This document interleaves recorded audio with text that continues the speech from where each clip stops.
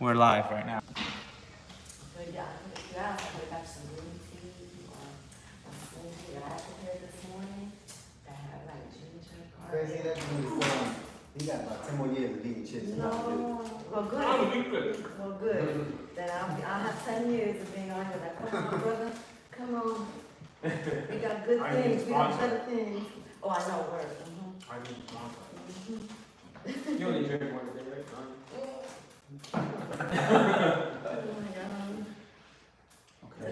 So just so you know, supporting Trump's re-election are Bang, In-N-Out, Chick-fil-A, Taco Bell, McDonald's, Wendy's, KFC, Pizza Hut, Olive Garden, Waffle House, and IHOP. So, Or supporting I don't Trump. eat none yeah, of so those. now, I don't either, they either, but still, you might walk in one day and like, oh, This live is You said Taco Bell? supported by these. They can't wait to tell my lady that. I know, right? Yeah, I'll send you the list. Well, you knew that, because they're like a corporation, that's like really. Well, Stinky's ain't up there. I know, right? Kennedy's fried chicken ain't on this. You know what? I'll sit here because so I can kind of, you know, people are like kind of messaging me, and then this is live already. So we're live, guys. Cool. So how you doing, everyone? Welcome to Peace, Love, and Unity. This is a hip hop panel, New York City. These are community leaders now of New York.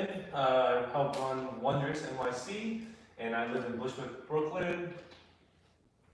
My name is Kwikstep, Executive Artistic Director of a not-for-profit by the name of Full Circle Productions out of Brooklyn, New York City. Peace, y'all. Ego Rokafella, government name Anna Garcia, representing a mixed race, New York City female hip hop experience. What's up, everybody? Big Boy Pop, representing the Street Masters Crew, Bronx. My name is Kid Glyde, I come from Queens, I represent Dynamic Rockers, Kids Breaking League, and we're at the KBO Studios. Thank you guys for being here. I hope everybody can hear my voice. Now, let me explain.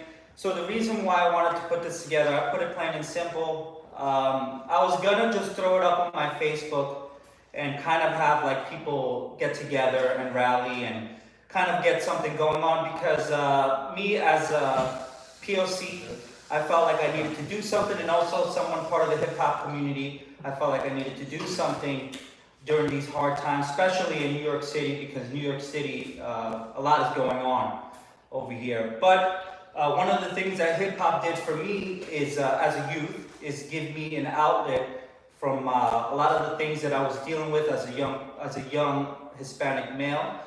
So I feel like this panel would be great to kind of give direction to the youth, also to the community, the hip-hop community, and hearing the how these hip-hop leaders are dealing with the current situation. So thank you for being here with us, and yeah, we're gonna get it going. So we can start this way and go that direction. Sorry, I'm a little nervous. You know, so. But so we'll start with Kid Glyde. For the viewers who may not be properly informed, what is currently going on in New York City and worldwide in your perspective? One, I want to give props to Prevail in making this happen. I've seen you come up and grow up, and proud of you, man, for real. Thank you, brother. What's going on in New York? From my eyes, being locked down after 3 months, you know, people are fed up, you know. There was an incident, I'm sure everybody knows, and, you know, people saw nothing happening, and protesting, you know, led to other things. You know, people have been protesting for years, you know, decades, and I haven't really seen that much progress. So, you know, there is a lot of chaos, especially here in New York City. In certain areas, there's a lot of rioting and looting. I believe there's definitely people that are taking advantage of this, you know. So it's not all protesters doing that, you know. But if there are protesters doing it, you know, they are doing it out of anger and pain, and they feel unheard. You know, usually when people are go to use violence, they feel unheard. You know, so like Martin Luther King said, you know, Rioting is basically unheard, trying to get heard, you know, so that's what I see happening. Sure. Now, Pop, just wanted to ask you, you know, as one of the younger leaders in our community, how is this whole situation affecting you personally?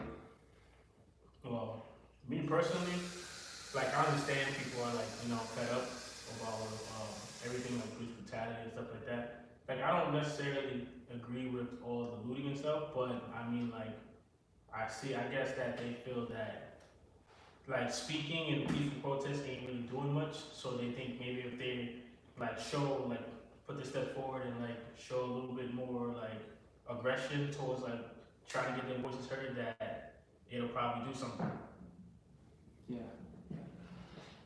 How about yourself, Rod? How is this personally affecting you would say? It's been deep, you know, I've had a whole range of emotions. I think my brain ping pongs back and forth, you know, 1 minute I'm like really angry, the next minute I'm like, nothing's gonna happen, this is a waste. You know, the next minute, you know, conspiracy theories, you know, it's been a lot mentally. I've been fatigued, exhausted, plus people checking in from like other countries, like, well, what's going on? What, you know, what, Rock, tell us how to think, tell us what to, you know, should we do something? And so, you know, it lands heavy on our shoulders as people who are, you know, been at this for a little bit, you know, me with Quick, you know, I've come to see how hip hop is powerful. It changes lives, it saves lives. It also hurts people. It can be toxic, you know. So it's been hard, you know. I'm definitely outraged at the arrogance of those 4 officers and how in broad daylight being recorded, they still went ahead with their intentions. That hurt. It hurt to watch that video clip.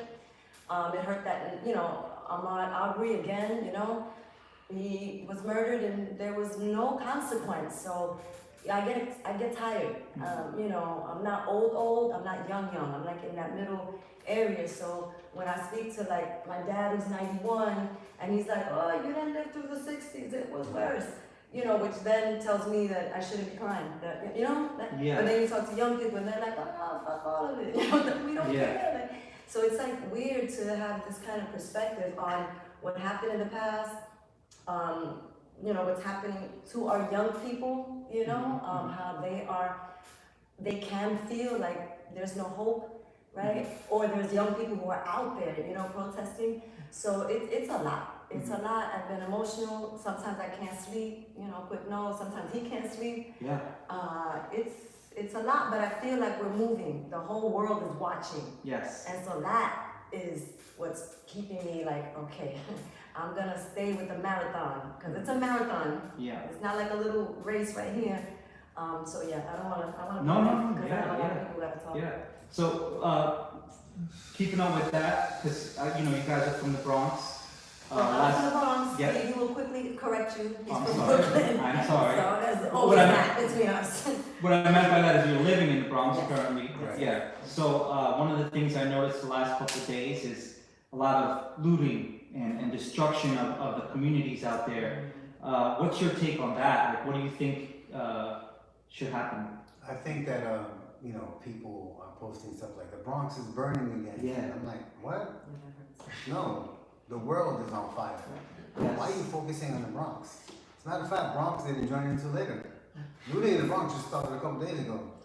So what are you talking about? When people are angry, that's the visceral reaction to what's happening. They're catering to the lower nature, but so is the police force. Yes. Right now, shooting people in the face with rubber bullets. So what's the point of rubber bullets if you're gonna shoot somebody in the face? I don't understand that.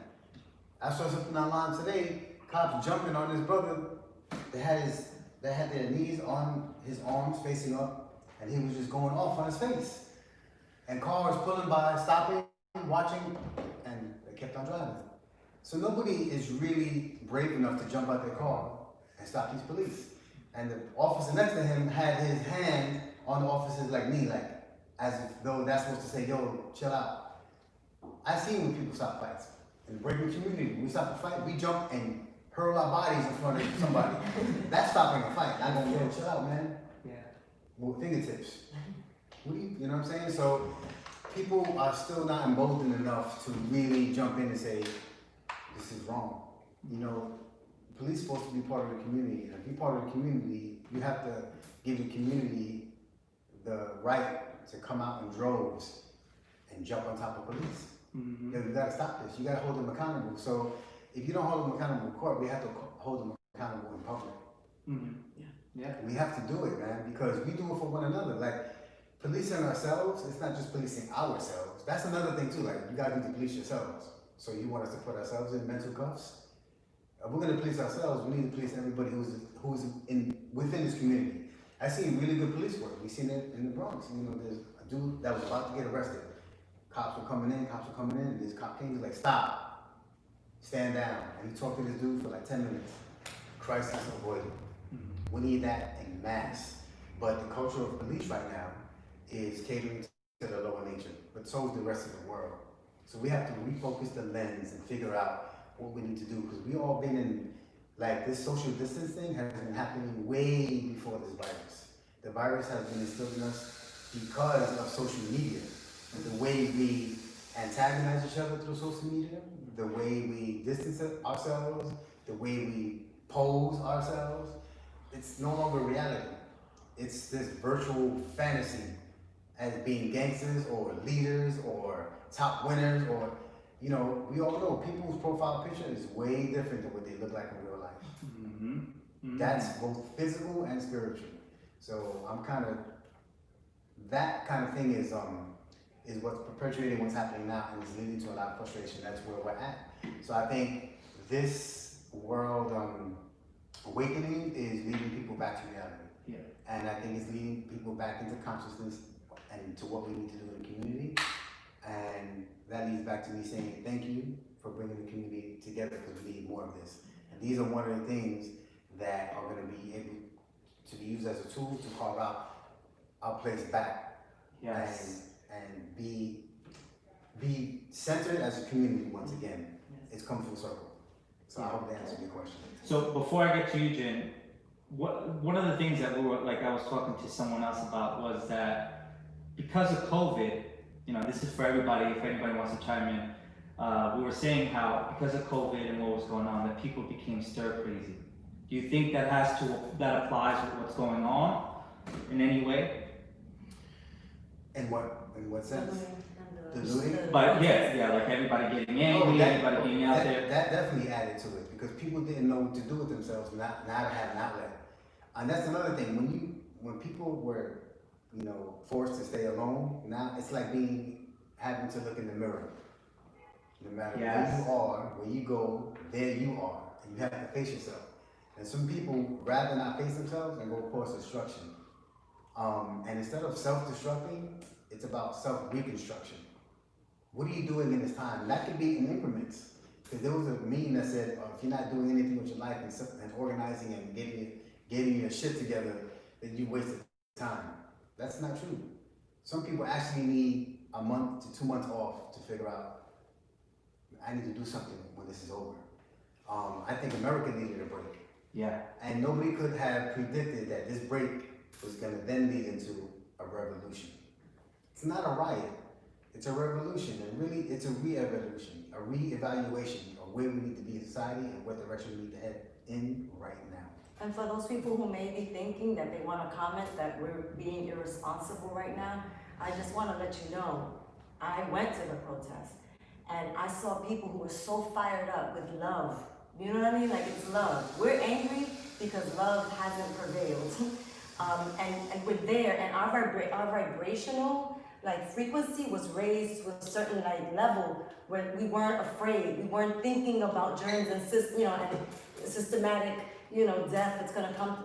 So right now we are on that frequency, together here in a dance studio, representing the culture and how we can move forward. That right there is a priority that we are all focused on. This is part of self-care. This is part of us helping our community. So if you think you want to judge us for being, irresponsible at this moment, try to redirect your attention to what we're saying at this point. Because after this, we'll go back, we'll take our vitamin C's, we'll do what we need to do, but we're all risking ourselves for the love of this community. in case you were wondering why none of us are 6 feet apart and none of us are wearing our masks. I don't know if I speak for everybody here. Yes, this you guys are hitting hard. I'm sitting there like, but it's things that I'm thinking too, and you guys are saying out loud. No, when we you know, walked in we here, all think alike. we came in with a mask out of respect, and nobody in here had a mask. So there's some sort of soulful trust, something like a they can trust, we can trust. Yes. And somewhere along the line, the whole community in the world is gonna have to start trusting. I guarantee you 5 months from now, when people not wearing masks, there's gonna be lots of people still wearing it because they're gonna be apprehensive, and that's understandable. But at some point, you have to take off the mask. And not just this physical mask that we have on now, but the mask that you've been wearing this whole time on social media. It's time to take the masks off slowly but surely, regain trust so we can move forward. I'm speaking literally Awesome. in all kinds of ways. So Jim, obviously you have your own studio, Wonder Studio, and you know I wanted to ask everyone who has a studio the same thing. Once, let's say, this calms down a little bit and whatnot, as a leader in the hip hop community, what do you think you can do for the future to kind of teach them about what's going on now, but also have them understand what's going on now too? I'm just taking in what Quick said before and just kind of absorbing it all. Yeah. But yeah, I mean, going back to COVID and all the frustration and all these feelings that we're going through, everyone's a little bit confused and like we're all intaking so much media and so much information, and it's very, very hard to distinguish what is in our eyes truth. It's so confusing, and like I speak out to people who are younger or older, it doesn't matter, like everyone's confused. And like one thing is to really reach out to those who are in the protests, who are in those first-hand experiences, because that's truth. You know, if you ask them what they saw or what they felt, like that's going to be real. You know, not from some third-party source or not for someone who's trying to push their agenda or something like that. And like that's really important because like it's about being real and raw, and we're trying to find our way back to it because you know the internet or whatever has divided us for so long. And yeah, there's moments of sitting at home and just recollecting yourself and just being like, what means, what is worth fighting for, and what is the truth. We're all trying to find that at this moment right now. And you know, some people might find it a little earlier and just try and help each other out. And like, yeah, I have a dance studio too, but that's obviously a back burner at this moment. You know, like dance is to create freedom and express and all that stuff, and that's always going to be needed. And like, we'll be there when that time comes. You know, so Yes. like, we're trying to just do what we can at this moment. Yeah. Nice. Yeah. So, going off that, Rican, obviously everybody here kind of understands the history of hip hop. We're all here, students of hip hop and all that. How is hip hop relevant to the current situation in your perspective? It's everything. Hip hop has so many elements that it's definitely a symbol of the community, how we come together peacefully, and how can we project our message as a whole, community, state, country, in the type of way of, you know, love, peace, and unity, you know?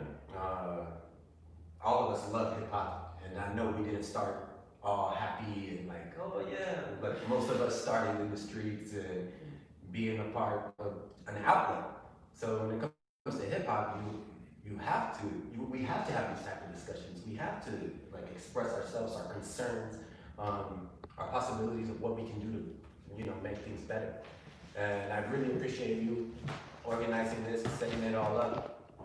And you know, like, these are the things that we need to have, no matter where we're from, what creed, color, because none of that matters when we're dancing and expressing ourselves artistically, poetry, everything that we can do.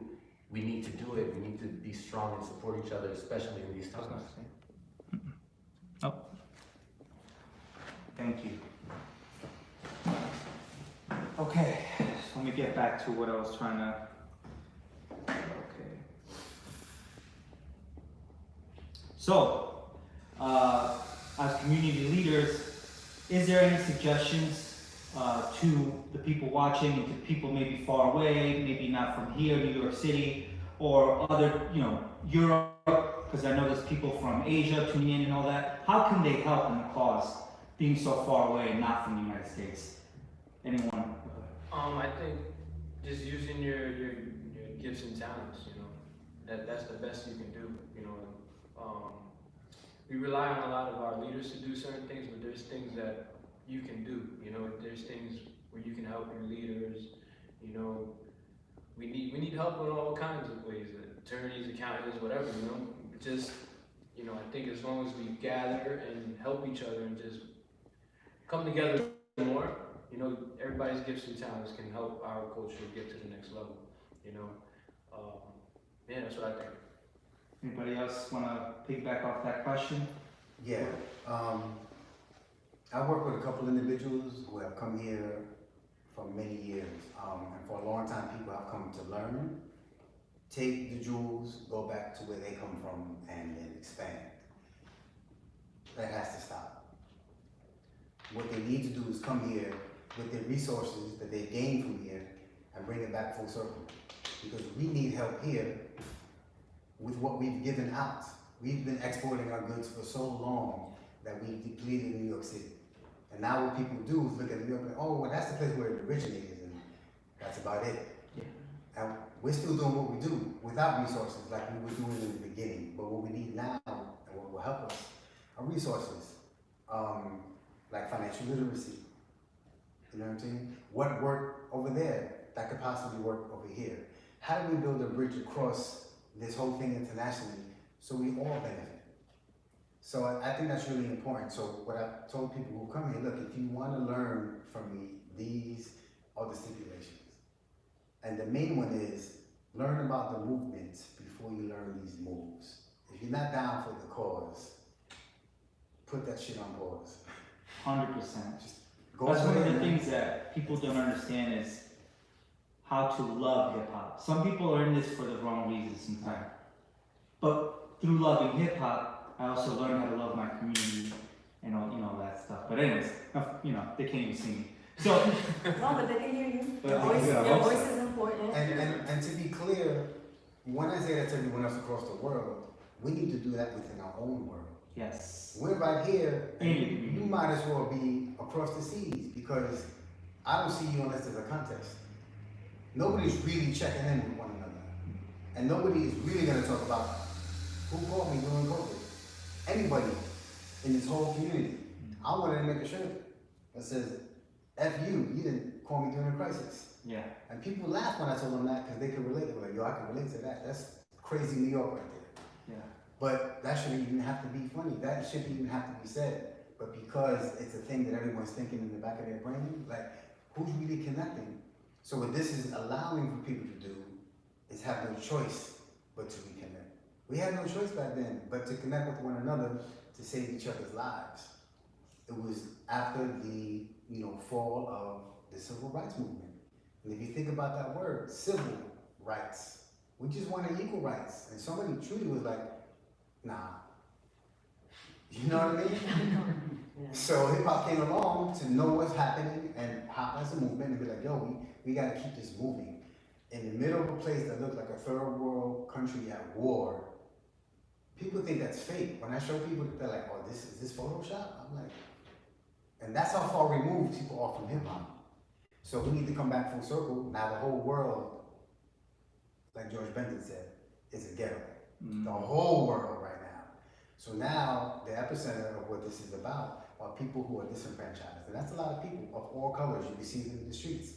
So I think, when people come here, be very sensitive to what we're going through, because we need to get back on our feet. New York was once an epicenter when it came to this hip hop thing. Now we have the fuel that we need for it to become that once again, but for a different purpose. Matter of fact, the same purpose. So again, yeah, pretty much, right? So we've come full circle. So if you guys are gonna come here, we still welcome people with open arms, but we're very aware and watching.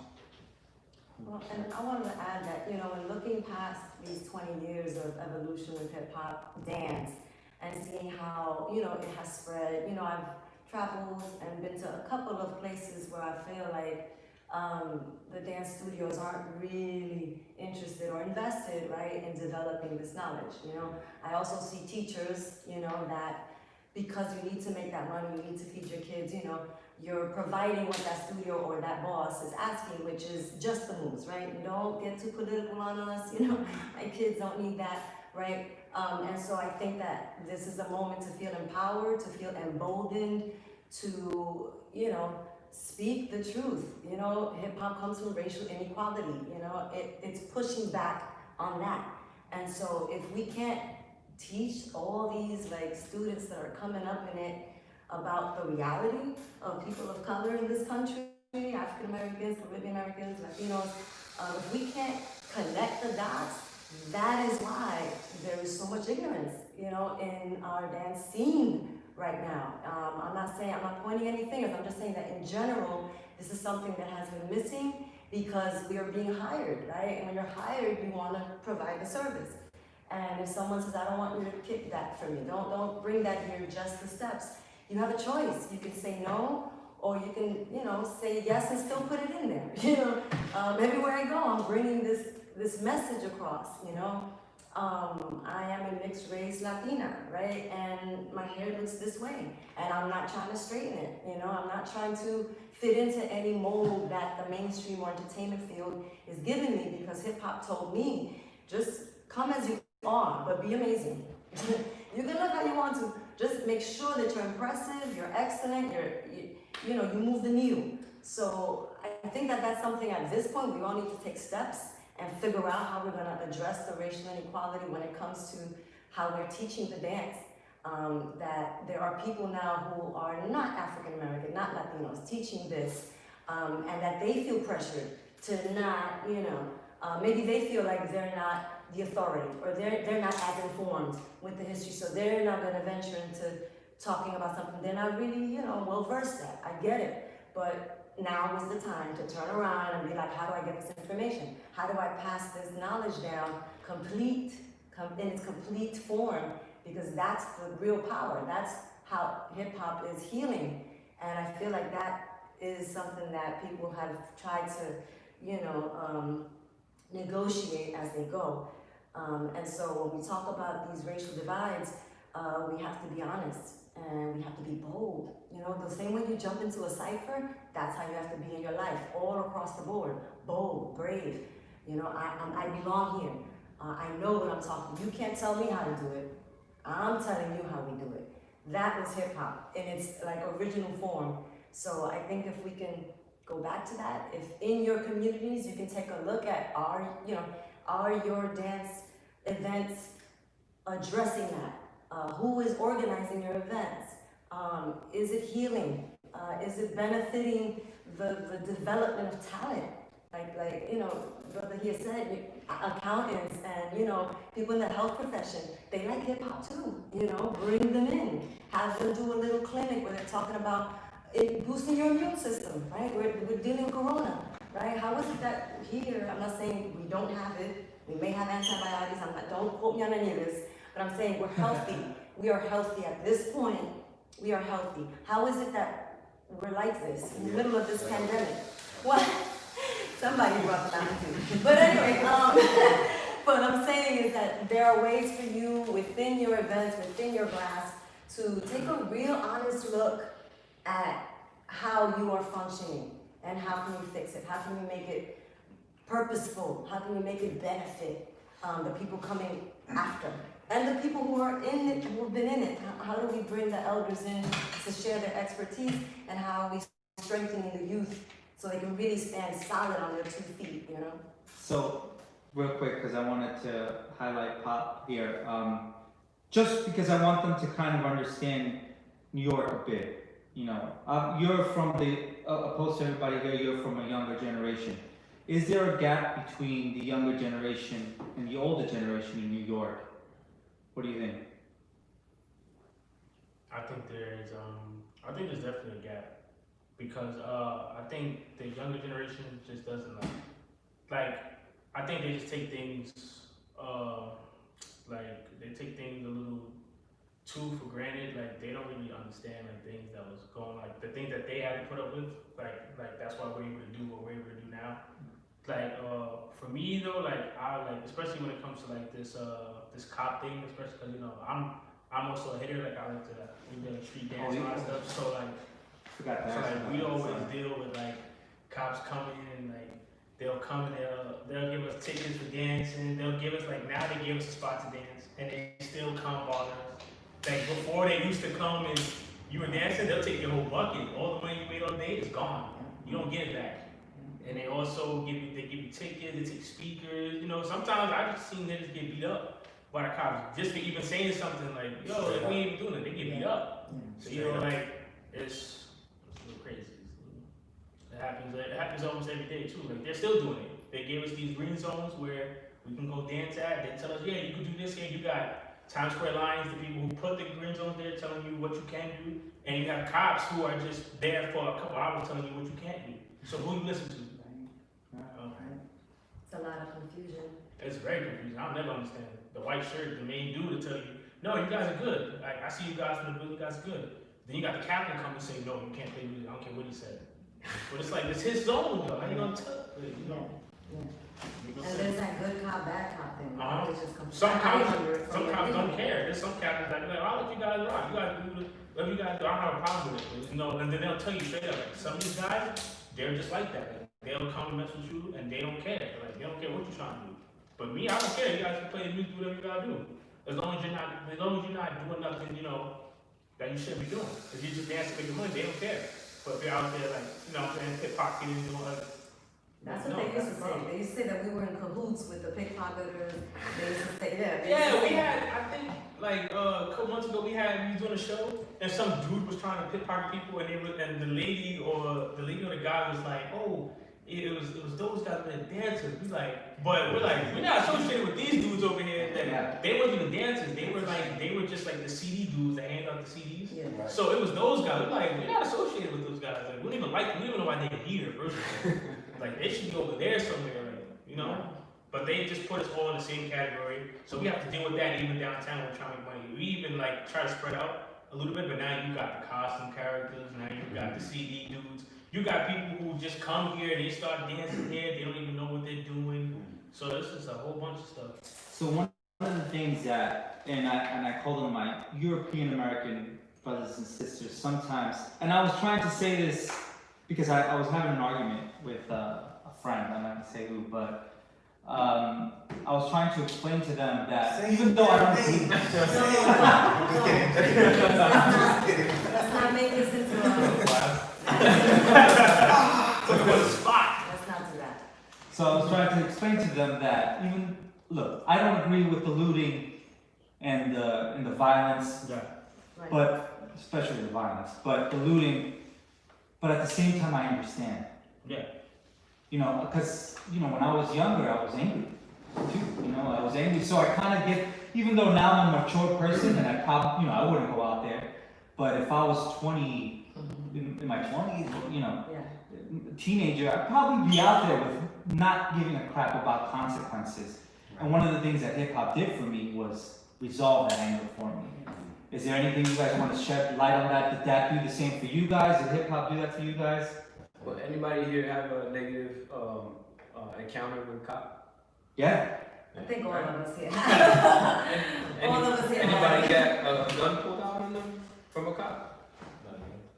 You know what I'm saying? I got arrested. I was You ask people like in our community, a lot of people go through that. Yeah. You know, and mine was non-violent.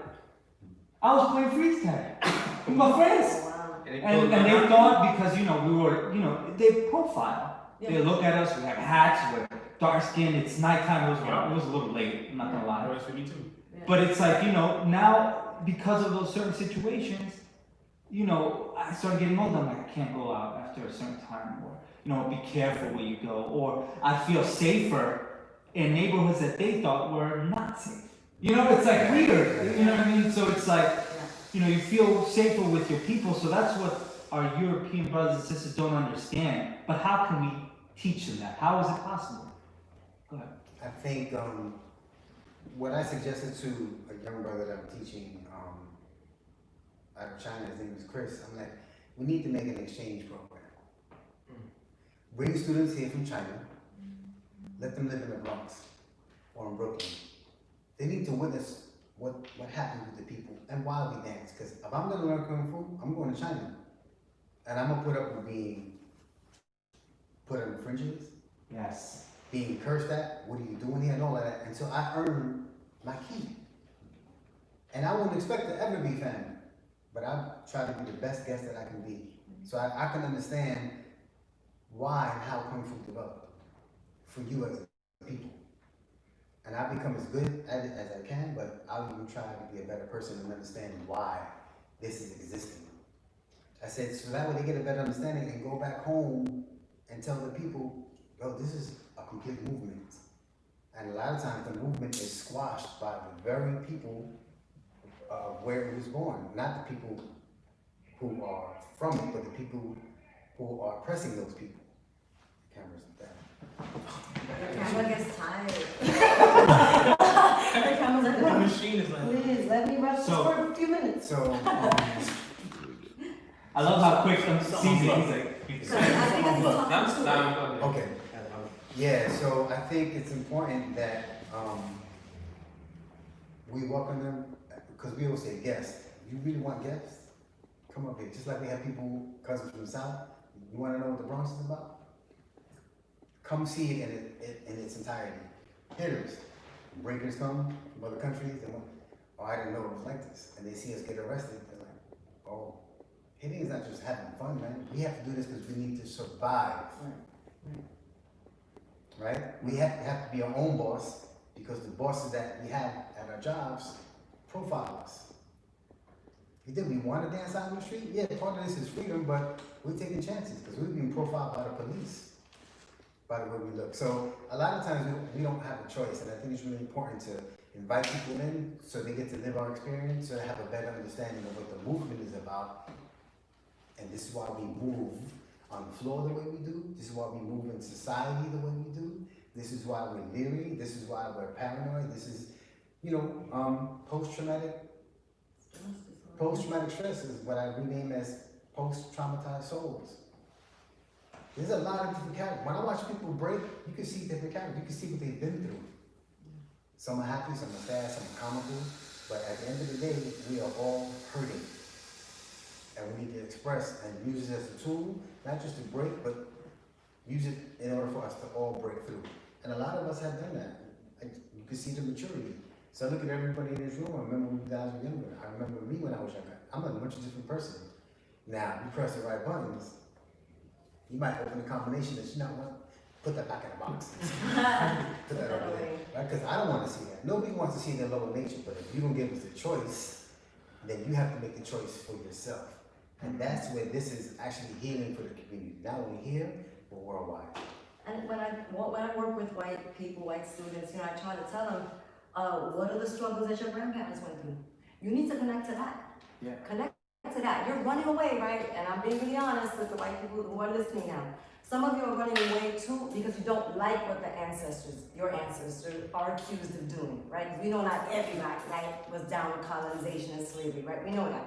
Some of you are working through and processing, how do I distance myself from that, right? So you come to hip hop as an ally, so I get it, I understand it, but there's more work to do. You gotta go deeper, right? What was the power dynamic issues in your countries, Ireland, Germany, Romania, whatever. Go into your family tree and figure out what was the pain there. That's the only way you're gonna connect and understand what we're doing here.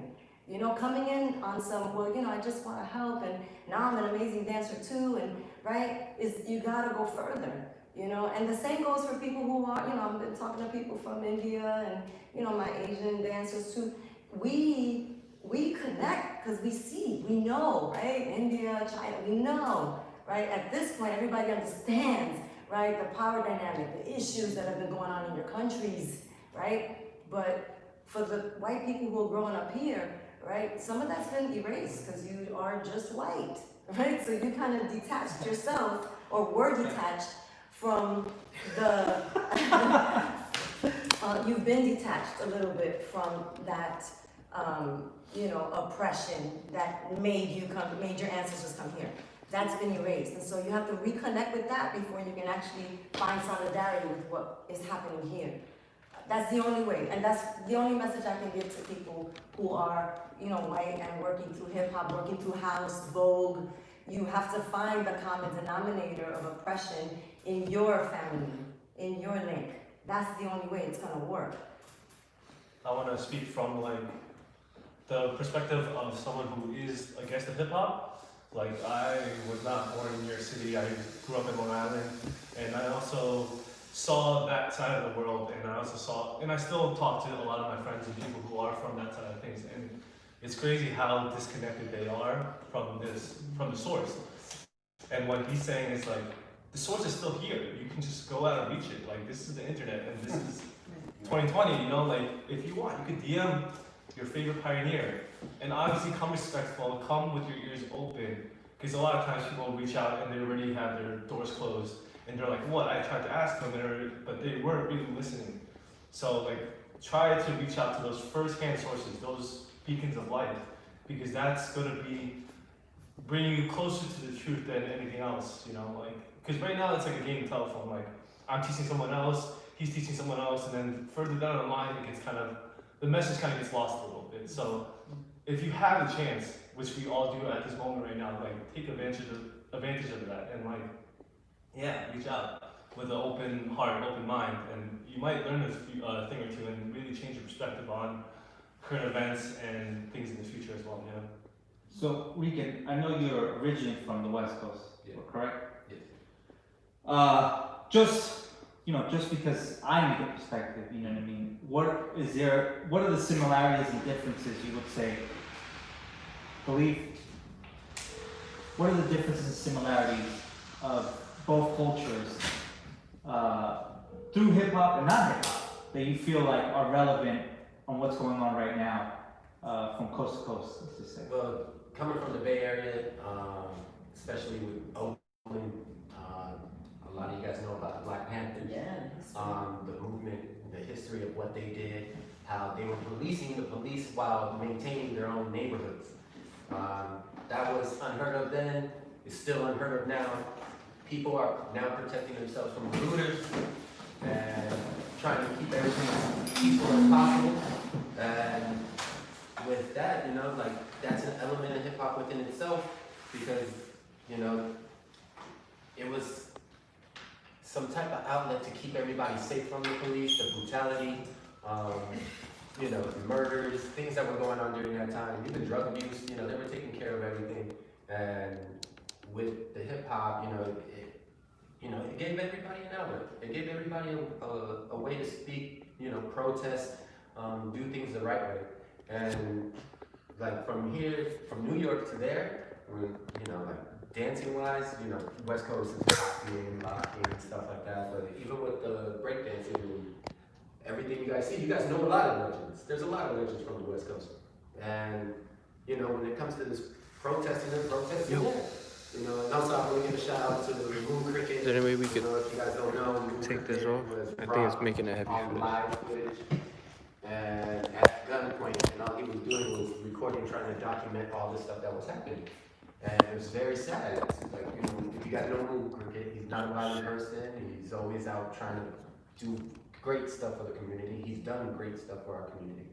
And it was really sad, being that he even lives in Oakland. He's a person from there, getting robbed by the people from there while he's trying to document for them, And, things like this, like I said, this type of conversation that we're having, and self-awareness, being able to express our feelings, concerns, because honestly, I've had breakdowns being on quarantine. I've had mental breakdowns, where it's just like, what the hell can I do? I get frustrated, I get mad. And as soon as I had a breaking point, I had to call everybody. I call people. If you get a phone call from me, please answer it, because I'm calling. I want to talk. I want to have these conversations. And with this opportunity, I'm just very proud, and I thank all of you guys for being a part of it, because it's not just for me, it's not just for you, it's for the next person, the next person that might encounter a police officer, the next person at a jam,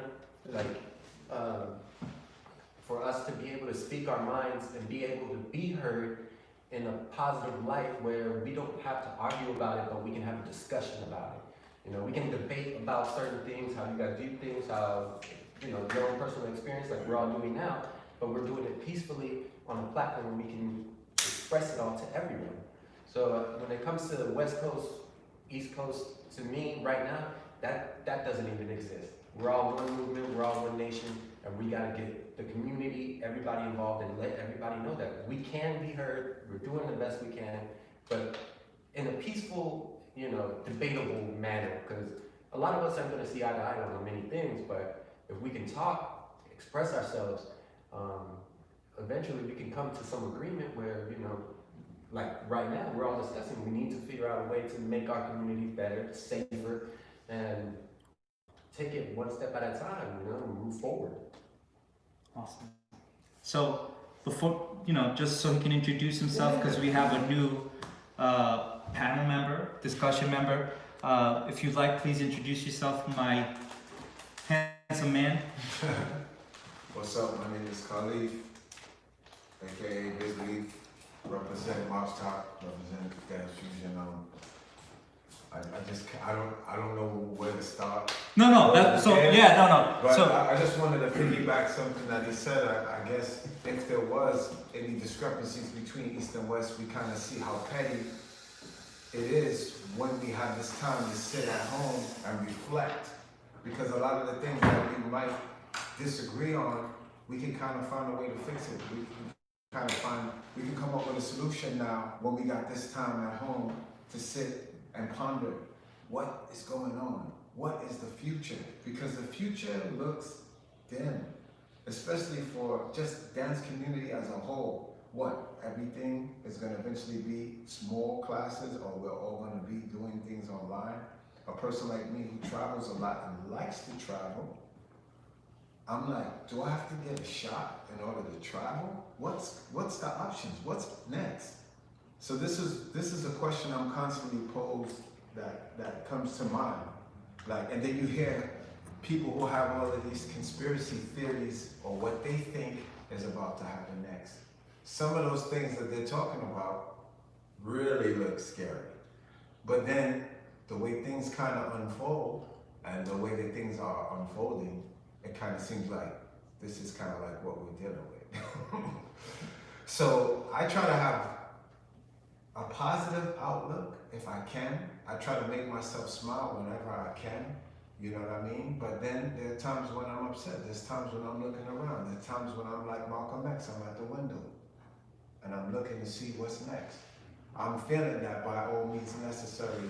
It's coming over me. I'm worried about protecting my family. I'm worried about my friends.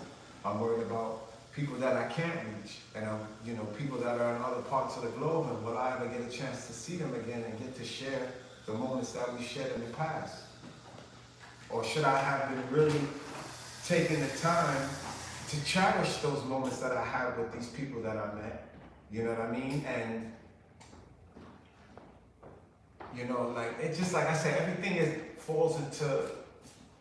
comes into perspective now. I kind of like look at things like a lot differently than I looked at things before. So one of the things that, for me, you know what I mean, stood out, let's just say, when I think of my hip-hop family, which is you guys, I'm here with you guys, I feel safe, I feel good, I feel like this like, I don't know, just strength when I'm with you guys. Now, I don't see color. Right. Hip-hop community, for me, I don't see, I look at you guys, I don't see color. Now, I feel like the outside community is forcing me to see color somehow. Right.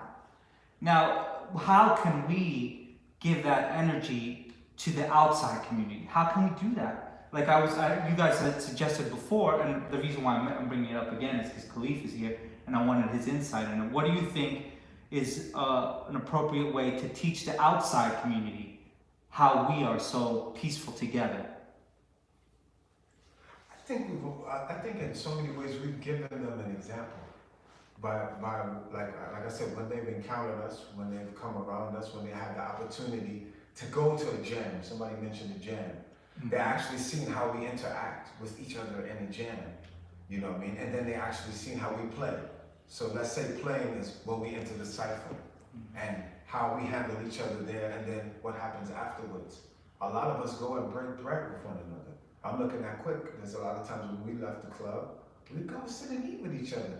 This is something that's commonplace. This is something that we would do with one another. That's how you catch up. You find out what's going on with other people's lives, because you can't talk in the jam because the music is too loud. Yeah. You know what I mean? So this is a part of our culture that we've passed on to people that have come here, and then they've adapted that. And when I've gone other places, they want to do the same thing. They want to be together in the gym, and they're like, after this, everybody, let's go eat. Now, if you break it down in biblical times, this is something that Christ did. I'm a Muslim, all right, just to break it down, but I'm just using him as a reference. Like, that's something that's supposed to happen. That's something that's a good thing. It's a positive thing. And when these things happen, this is the way we can get to know and learn more about one another. When you don't have those things, then people can leave with these different assumptions and not know actually who they're dealing with. You know what I mean? Because I can only judge you for what I saw you do in the jam and the way you acted in the jam, as opposed to me sitting down and actually talking and doing that like meet and greet, which is something that's traditional. And that, like I say, that's been happening for years here. It's how you break bread. The hip-hop community is very complex. Yes. Right? So you have Pan-African, let's just say. I'm interested to know in the Pan-Asian discussions between China, Korea, Japan, Philippines, like what is that whole breakdown? Because if hip-hop started over there, it would be addressing those dynamics. You see, hip-hop here has been addressing those dynamics between Afro-Latino, who's from Haiti, who's from Jamaica. Like when I talk about when I look at hip-hop, it's the mainland and Caribbean. Those influences are in there. And even like that, there's some of us who are tight, and some of us who are like, I don't know, within each community. And so hip-hop is able to break those things down in great discussion or debates. But somehow, some way, we've been able to get through that. And what you see in the cipher is no color, because skill doesn't have color, right? So what happens is when you bring all of that chi up, then you go to break bread, these discussions come up. Hey, let me ask you a question. You know, there's a big discussion online, been there, between Afro-Latinos and African-Americans, but really it's Afro-diaspora, right? We're all in the same lane. You talk to somebody like, who said it, Busta Rhymes was in the big arena. Yo, don't sleep. Remember, this is made up by blacks and Puerto Ricans, but really Puerto Ricans and Dominicans and Cubans are black. Yeah. So just the fact that People they can be pissed off all that. But people are addressing black by color, not by culture. Yes. Spiritually black is way different than a color black, because there's people who are dark like this phone, and they don't understand that why they don't identify what black is. You can't pin it to a color, but you could pin it to a culture, you could pin it to a spirit. You know what I mean? I go down the street, you might experience this too, with Afro-Latino black. What's up? And somebody be with you, you know him? No. But something in their spirit will allow you to tip your hat to them, yo. Because you can feel that energy in there.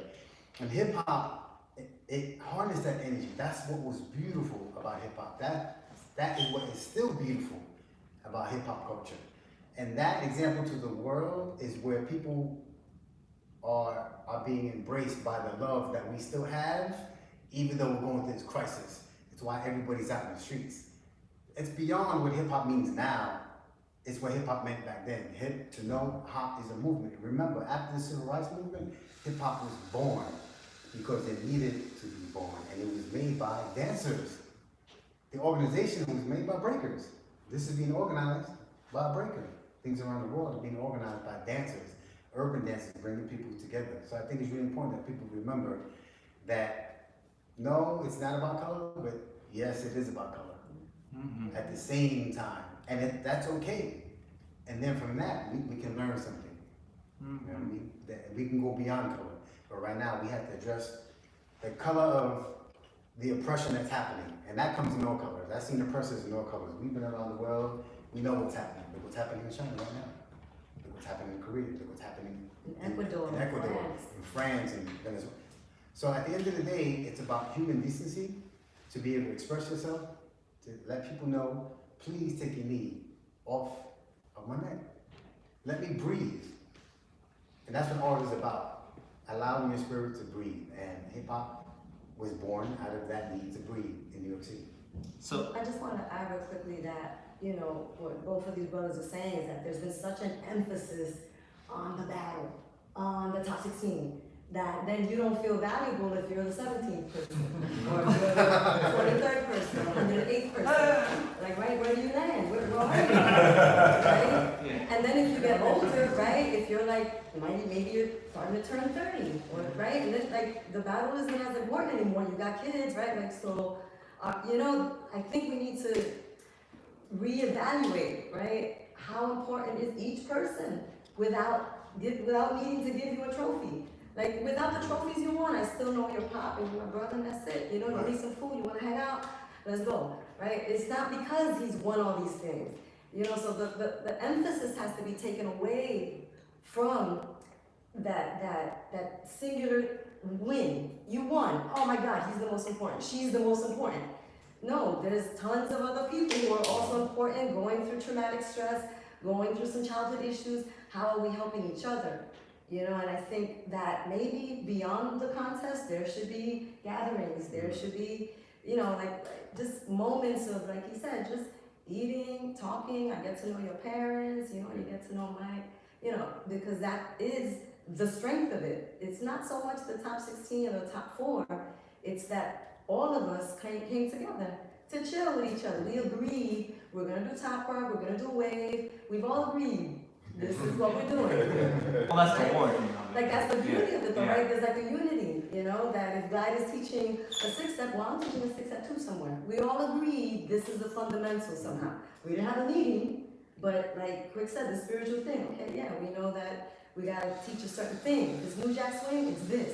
This house is this.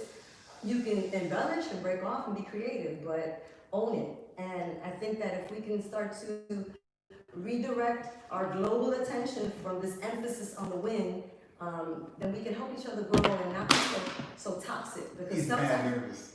yeah, Yeah, you can do it, man. No, because It's cool. I know it's gonna run out. is there? Yes, I have 10%. Is there a charger? Can I use that one? what kind of phone is it? I have a iPhone. Oh, Thank you. yeah, so I just think if we can just find value in things besides the battle. The battle is important. I'm not saying don't battle, because that's how I got my name, right? That's how all of us, you know, established ourselves. But to stay in this mode of always humiliating somebody in order to make it. You can still see it. Not anymore. Technical difficulties.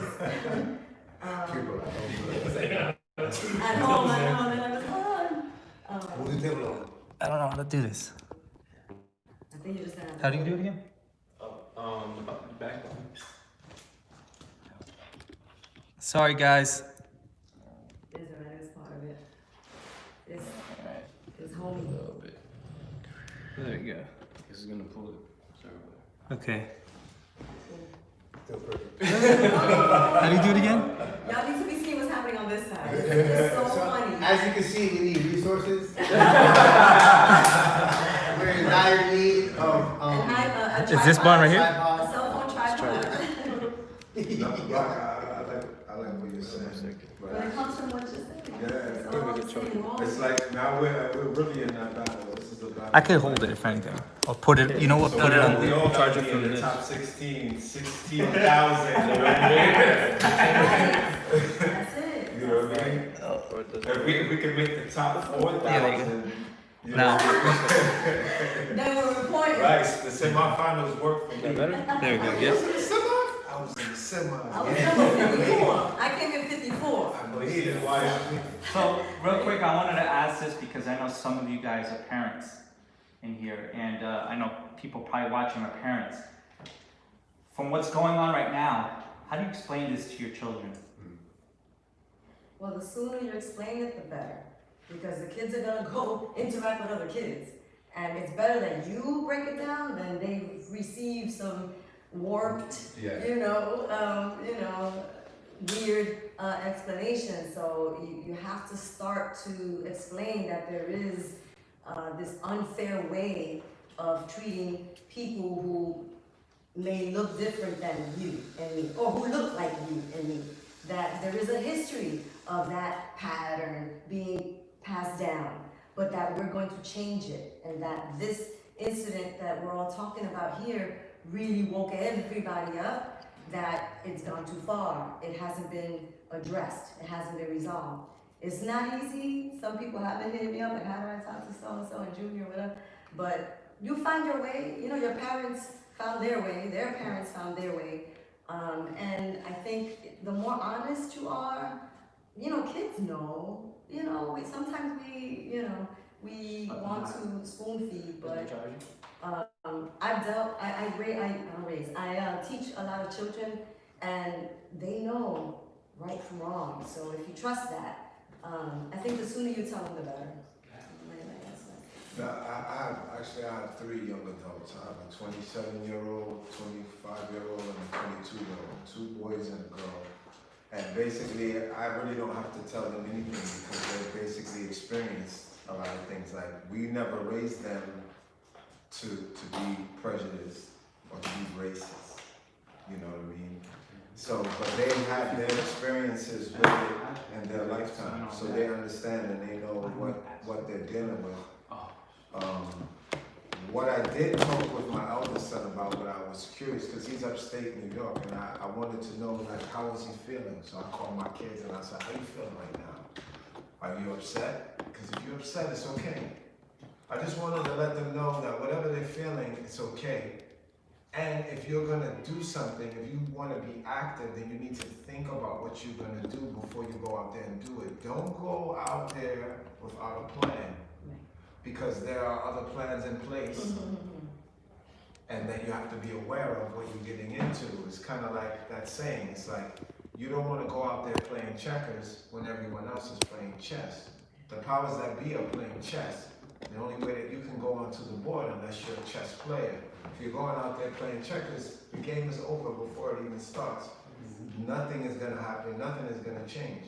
And I think that's for us as a collective, that's us here in this room, that's everyone that's a part of the community. We need to start thinking in that way, and that is the way things will change and things will get better. If we're all sitting and thinking like we're playing chess.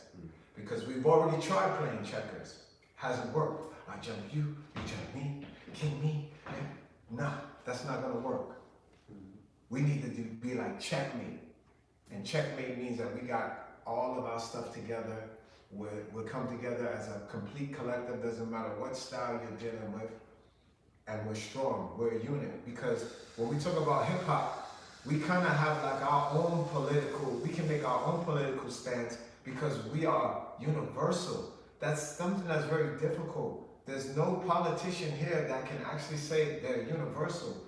This is something that hip hop has. It speaks to all nations. So we're in a different place. It's just, what do we do with this, right now? That's my question.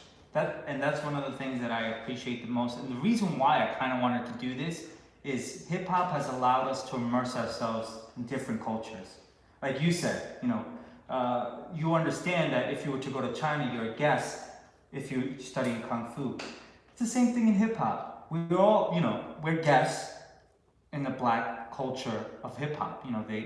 So that's one of the things that I appreciate about hip hop, that we're all together a community, but we're learning from each other. We're constantly going to other places, traveling. Sorry, I'm getting there. I'm trying to figure it out while I'm talking. I'm trying to figure out what I'm talking, you know what I mean? You see me like, I'm trying to find where I'm going. Take the service road.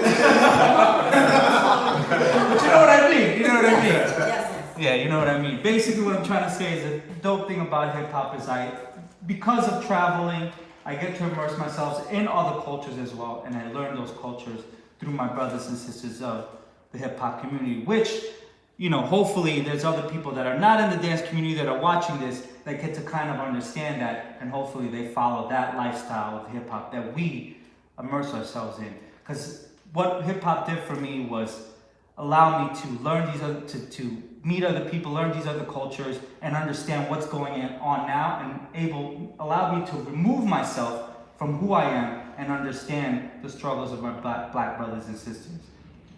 But anyways, but also understand what the commercial entity has, the force that it has on us. Mhm. You know, that even though we're in this underground dance community that's global, we feel the force of this commercial entity that's saying either, you know, you gotta be on Instagram, or you gotta, you know, do this challenge. You got to buy these sneakers, right? The sneakers are coming out. There's a force that is imposed on us from all angles, right? There's no way that you can exist without feeling the corporations who are telling you, do this, be this, look like this, sound like that, right? And so when hip hop first came out, it was like, no, we doing it our way. You can't tell me how to do it, I tell you how we do it, right? And through the years, there's been this like knee on the neck, right? That's been there, it's been there. And we try to resist, we try to stand straight, but you know, so it's important for you all to know that we exist in this underground thing. Like I said, we agree to do things a certain way. We're trying to respect everybody who's who's in this dance community, so that it's not just the first top 4 or the most million likes on their Instagram. They're the best hip hopper right now.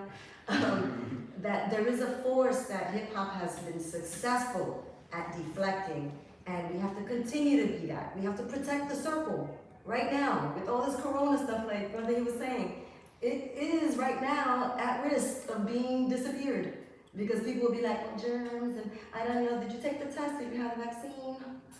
Well, I can't be in the circle, I can't sweat and breathe on you, right? So right now the circle, right, which dates back to Capoeira in Africa, right, is at risk. And we have to think, you know, is this something that is coming from another place? Is it a commercial entity? How do we defend what we know? That's what we gotta be right now, to be aware that there are forces always acting upon the people, the tribal people. Yeah, they're taking advantage of the situation. It really feels like a Star Wars movie. yeah. It feels like the rebellion and stormtroopers. Empire. When you really look at it, you're like, yo, and then there's Jedis We're hip hop Jedi. who are really taking the front line, like, yo, we need to do something about this, and we need to, and then we have Jedis who are passing on. I know.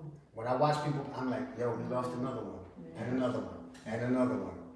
And so it's getting smaller and smaller, so we need to pass this we need to become the Yodas and of this scene, and pass on this knowledge to the next generation. So I'm glad that it's happening, and I think it's really important that we keep each other aware. And right now, calling you out is not important, but calling you is. Nice.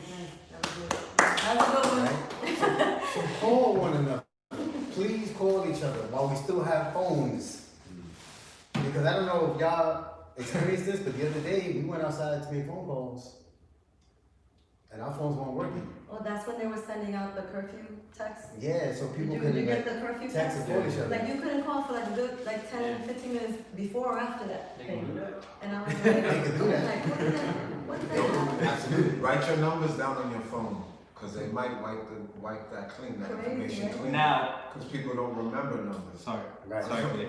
Now, one of the, because we're getting on to a little bit past an hour, and I want you guys to get home and stuff like that. But one of the things that I wanted to touch the topic on, and I'm not going to name any specific corporations or companies, Right. but a lot of these companies are not saying anything about what's going on. And they're sponsoring hip hop dancers, they're sponsoring all these people, and they have said nothing. And then these athletes who are part of it haven't said anything about it either. And most likely are going to end up still dancing for that corporation. What is your thought on that, and on corporations, and if they should be involved, and how should they be involved if they're going to be in the future? Disrespected. I didn't expect anything less from them. Talking about Corporations. over there, that company over there. Yeah.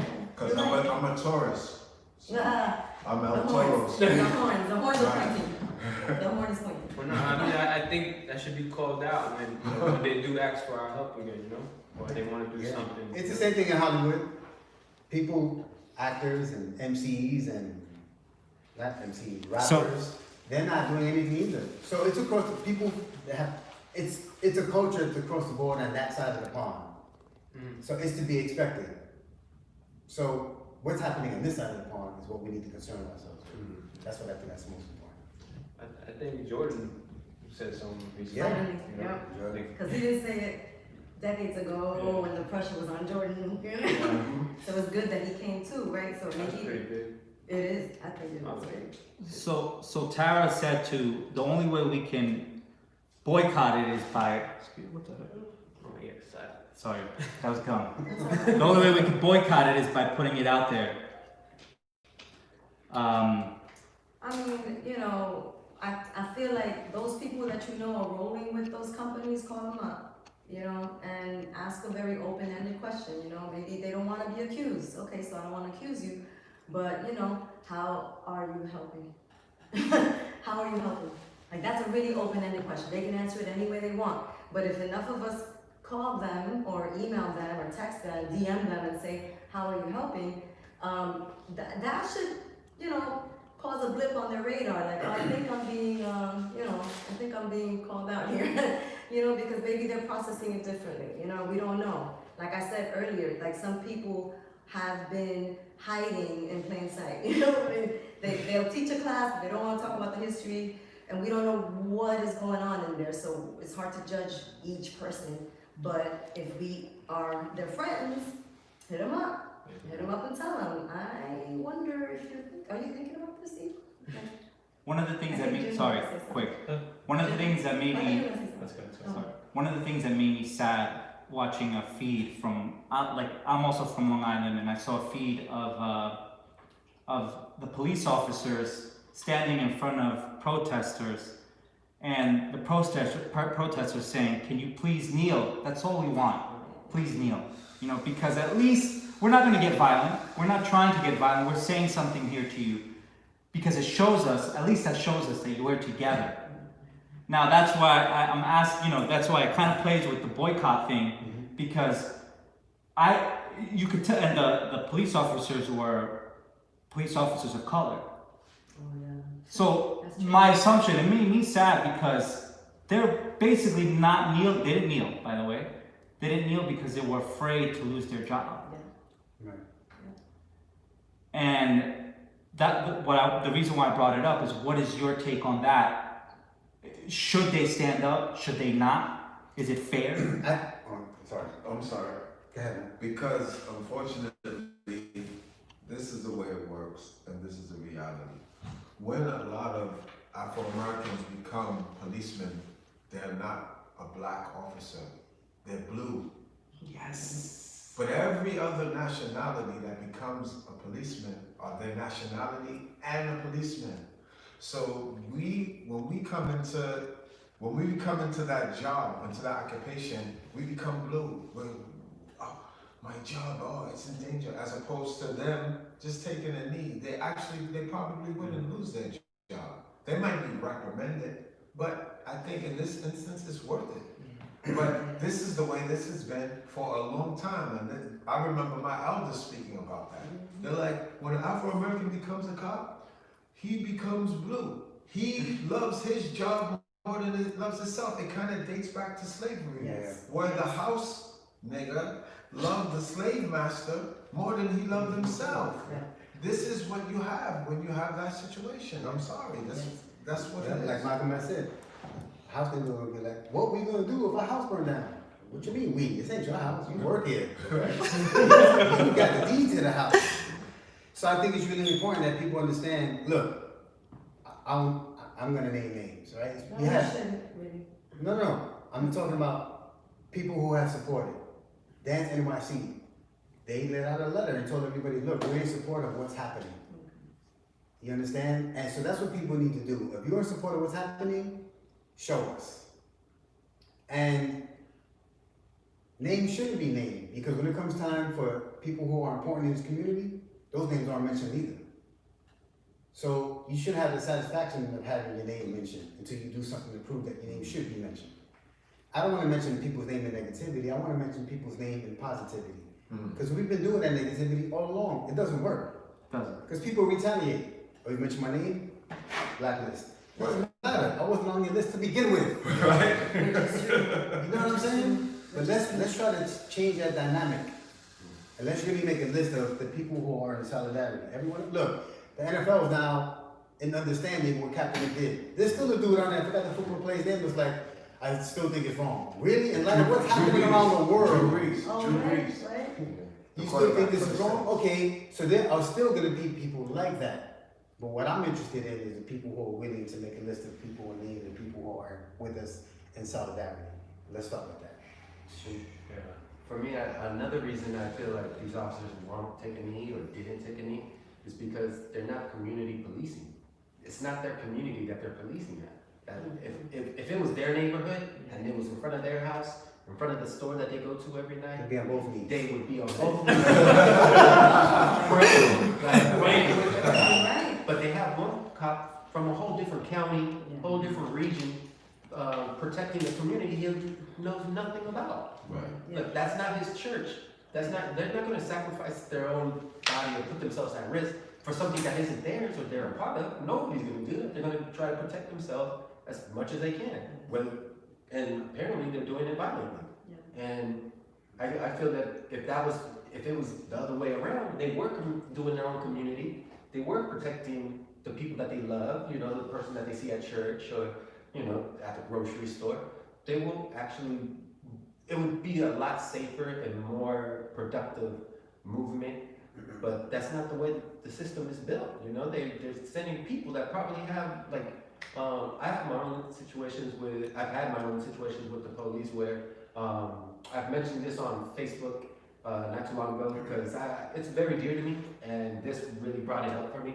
And where a highway patrol officer in California caused a car accident where my mother died. So we went and I'm sorry.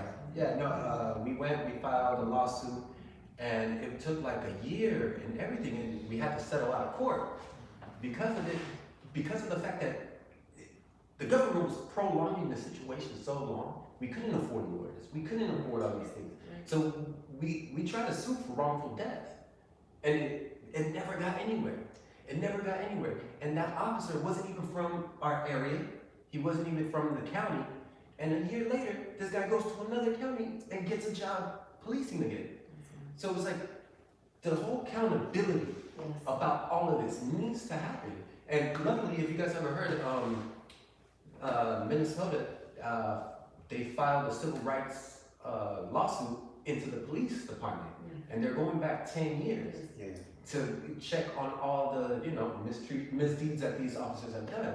And I think that's a huge, huge step because that's never happened. No. And not just for 1 year or this specific incident, but for 10 years. That will break down that system so bad that they have to change. They're going to have to do something. That needs to happen. Exactly, and it has to go across the board. Right. But like, when it comes to policing and everything, I do strongly feel that the officers that we have need to be from those communities that they want to serve and protect. I'm pretty sure nobody went in there and said, "Oh, I want to be a police officer in New York, but I'm from California." You know, I don't think anybody said that because a good cop, and there are some, a good cop wants to make a difference because they've seen it in their own community. They've seen something bad happening. And instead of putting them into that place where they know where the bad people are and what they're doing, they put them in a whole different area where they don't know nothing. It's like, guess what? You gotta learn over here. It's like, how am I gonna learn over there or care about over here when I don't know anything at all? So I feel when it comes to like the officers taking a knee and not taking a knee or anything, it's gonna be based on the officers that are working their own community. Well, and I want to riff on that because if we're going to hold, as a nation, the cops, right, accountable, what we were talking about here was about the people in our community Yes. who are not cops, who are dancers, who are like elevated on a pedestal, right? How are we, what steps can we take? So 2 years ago, I was at an event in Europe, first B-girl, whatever thing, and I sat and spoke to one of the head honchos, you know, only gave me 15 minutes, so I had my like, you know, quickly. But one of the things I had asked was for that corporation to give those people on their team stock options, right? So that after they've aged out and they're not able to be the top 16 or the top dog, they can still have some sort of income and connection to that corporation, and they can use that money to help the locals, the local economies, right? Not just themselves, but now they have a resource, right? It's an ongoing resource that they can use to create something like this studio right here and keep the rent happening, the lights paid, to be able to take care of those B-girls now that they're putting into their platform now. All of a sudden B-girls exist. How about daycare, and how about maternity leave, and how about insurance, right? Because the girls are mothers, right? They have babies, like it's a known fact. And to just spit them out when they're pregnant, that's not cool. Like that's not culture, right? And so that also helps the B-boys, right? Because if a B-boy or a dancer or pop or whatever has a baby with another girl who's a dancer, right? They're stressed, right? Like sometimes the dancers change their attitude. They're like, I need money. Sometimes the B-boy can't find work, right? Stress between him and the, baby mama. It's like, right? So how do we help, our community? Nothing happened. Dude never called me, never emailed me, gave him his numbers. I was like, maybe you don't want to talk to a woman about it. You can talk to Quik if it feels like a little, more comfortable for you to talk man to man. Nothing ever happened, which completely, of course, like brother's just saying, like, why did I expect anything? But I did, because I felt like this is my moment to talk, speak truth to power, right? He's in a powerful position, I'm in a powerful position, let me state it. So maybe these dancers, we can talk to them and be like, okay, maybe you didn't say nothing. Maybe your corporation or your boss didn't say nothing. But maybe on the back end, after this is over, you can ask them, hey, can you donate to the bail bonds? Because a bunch of protesters from my community got arrested, they ain't gonna be able to get out. Why don't you redirect some of that nice corporation money and help them for their legal defense fund, right? So there's steps that everybody can take, even if you're not gonna say, I'm not down with what's happening because maybe, you don't want to jeopardize your position, but there's steps that you can take. So if we can think like this, we can right the wrongs, without having to be, accusing somebody who's just trying to make money. They just need to either, bring diapers for the baby or help their mom or dad who's sick with cancer. I get it. We ain't trying to make you into the demon, demonize you, but think, and if you can't think of anything, ask some of us here. We have a lot of ideas. So that's exactly what I'm talking about. And the reason why I wanted to put this together, because I couldn't really get it in my brain. I was like, what am I trying to, I had a problem with that. But exactly what you guys are talking about is the reason why this is powerful. Because first off, we have people from different communities, just like, and we were talking about this earlier, me and him actually, how we have to band together. And then on top of that, use those resources to better ourselves and our community. You know what I mean? For instance, like he said, lawyers, accountants. I'm a graphic designer. I don't like to put it out there because I don't want to seem like I'm shining on myself, but if you need me, I'm here. And that's how we progress forward with the hip-hop community, or a community in general. But anyways, that's hip-hop related. Yeah. But I just wanted to say that because you guys are doing beautiful things. But even the energy right now, you can kind of feel it, and that's what I wanted. I wanted you guys to feel that too. And I know there was a few people who couldn't make it and stuff like that, and I know we all have, it's a difficult time. It's hard. So we're not blaming anyone, but this is the main reason why I wanted to do this, is just so you guys can kind of share with each other, talk. There's a few of you guys who probably never sat at a table with each other, but know each other. But you're sitting together, and now next time you see each other, you're gonna be like, instead of saying, yo, what's up? You're gonna say, hey, what's up, man? How you doing?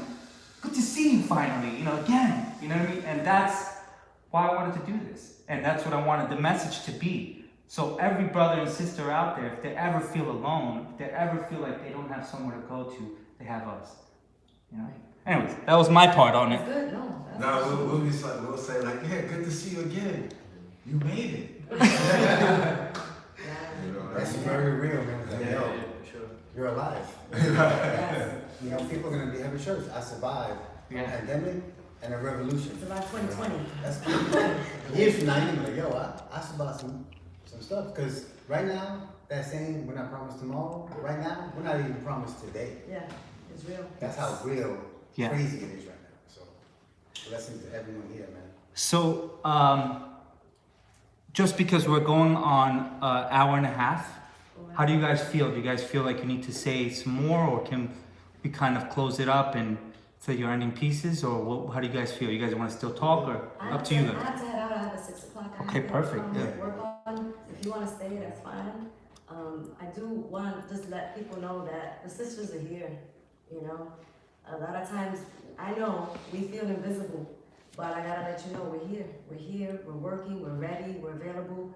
We're dealing with our traumas. So if sometimes we feel a little like we're on edge, just understand. A lot of things we're carrying, but there are a lot of sisters in our dance community that are trying to stay in the dance community.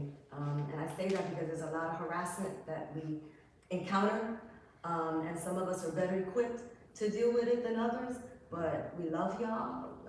We love the global community, and we're gonna get through this. We just have to take the right steps and be bold. Like I said, the same way you jump into that cypher or on that stage, it has to be done through life. With that, peace to all our people watching, peace to my brothers here, and to the international world, thank you for standing with us. And yes, we need help. So yes, to the international people, we need help. Yeah, thanks for tuning in. I just like to say it's now more than ever, it's not about popularity, it's about purpose. Let's make the purpose popular.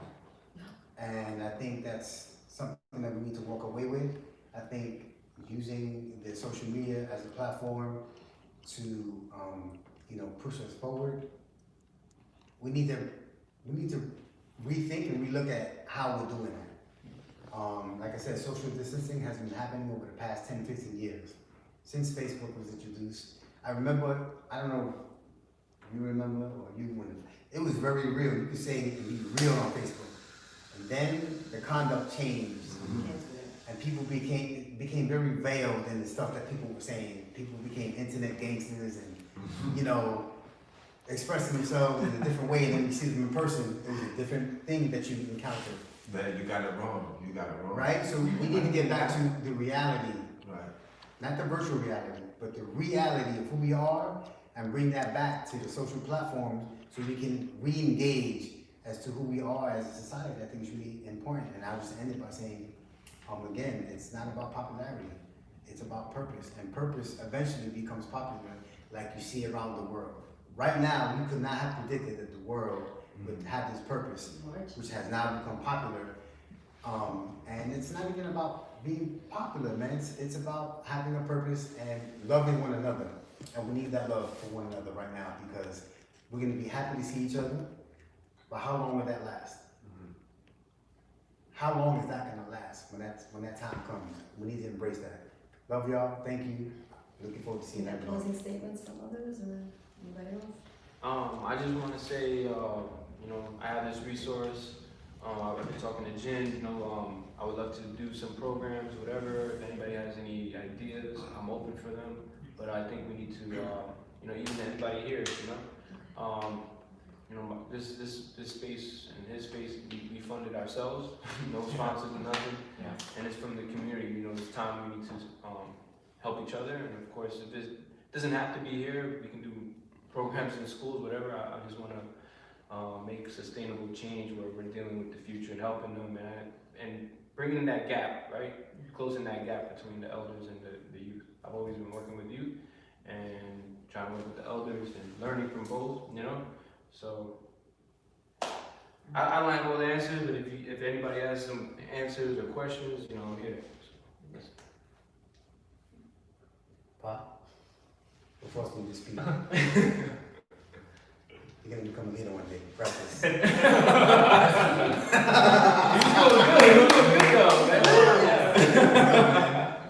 Let's start with the removal of these ships. You may have this soda. There's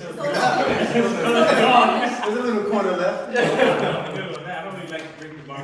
Go ahead, man. But I think moving forward, just like he said, like he got things that he want to do and stuff. Like I'm with him. Like I'm open to doing things. Like even this, like I was open to come here and do this. like, I haven't even spoke on the matter at all since it started. It's my first time speaking on it. Like, I think everybody should just be aware of what's going on and actually go and check on people, call people and talk to people. Because I mean, I've been doing it. Like, I'm calling people every day, seeing how they're doing and stuff. You know what I'm saying? Because you never know when something's gonna happen, or you never know if you're gonna ever hear from them again and stuff like that. So I think this is the perfect time to actually like buckle down and actually, like, how do I say, like, this is actually a good time to, like, you know what I'm saying, get to know yourself. Because even I have been doing that, like, you know what I'm saying, there's no breaking right now. So like, what can I do to keep busy and things like that. So this is I think this was a really good time for me. Well, me, I'm not gonna speak for everybody. It's a really good time for me to get to know myself better and see what would I be doing if I wasn't breaking. And I think it's good. I want to come back to, like, despite whatever you believe on this situation, we all can agree that, like, there's suffering, and that, like, what you want to help, like, everyone wants to help in some kind of way, and we're not trying to force you to be in the forefront as always or anything like that. Like, help in whatever way you can, whether it's donating money, using your voice, using your energy, anything will be helpful. Not everyone is telling you to be that warrior up front in the protests and stuff. Like, everyone has their boundaries, and we respect that. Obviously, things will be uncomfortable, and you have to push those uncomfortable boundaries, but the help is, that's what we need right now, definitely.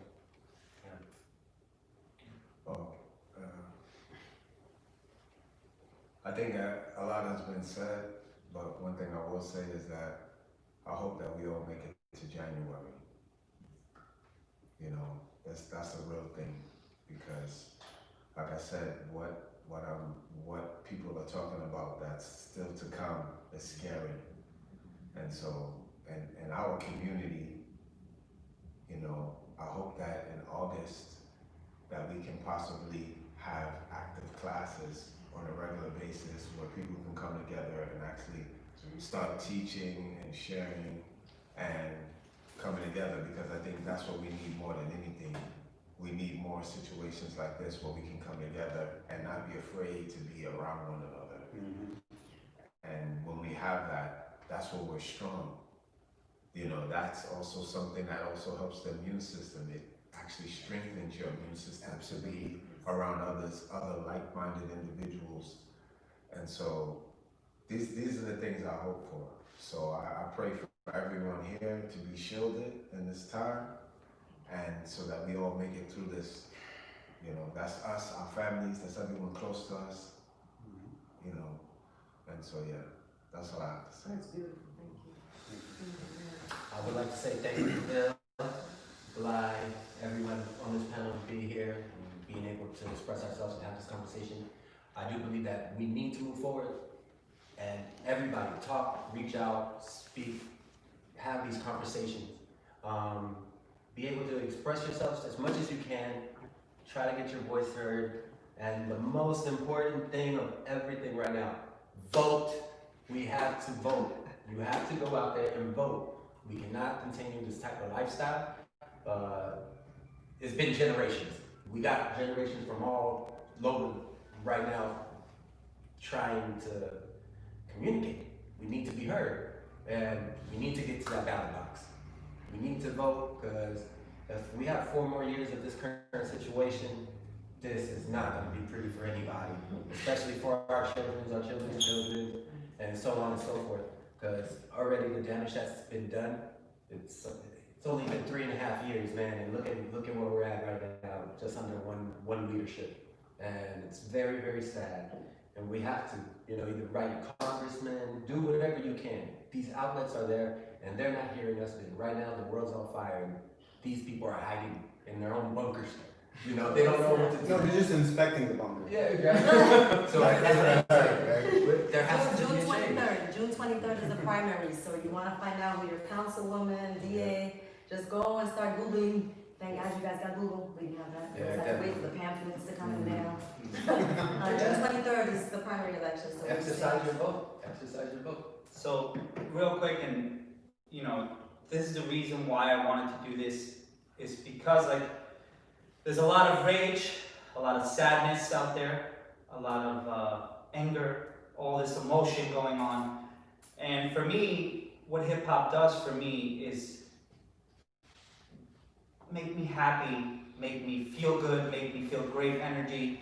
And I know that this probably won't fix a lot of the issues going on, but we wanted to give you some warmth, some community. So for those people that are lost out there, I wanted to do this with my community and share with you guys. This is my community, these are my people, you know, and the more we are together, the more we'll strive. So I just wanted to share that. Thank you guys. Peace, y'all. Peace out, yo. Thank you. I'm sure there were questions too that people probably Oh, yeah.